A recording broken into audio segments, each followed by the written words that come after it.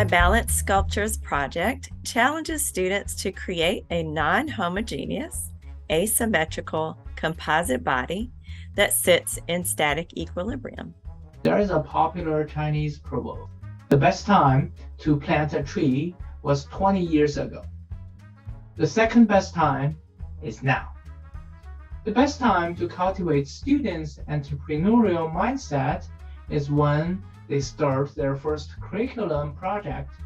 You could see the light bulb moments happening in the room as I implemented a micro moment activity with this group of faculty just to show them how easy it is to drop EM into their classes.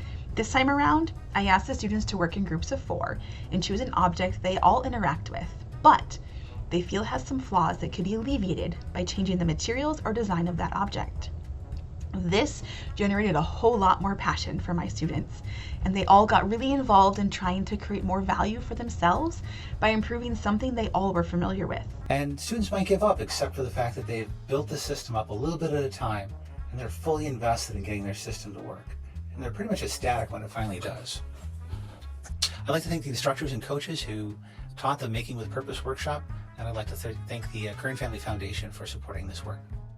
The fellowship, which was only possible from that work, gave me recognition at my university, which is important for the tenure track, and funding to help provide time to spend on the project I otherwise wouldn't have had, and resources to present that work at the Materials Research Society conference. What is next for me? Of course, expanding EML implementation to the entire course, and this is work in progress. Introducing similar activities to other courses I teach and to entire MET program.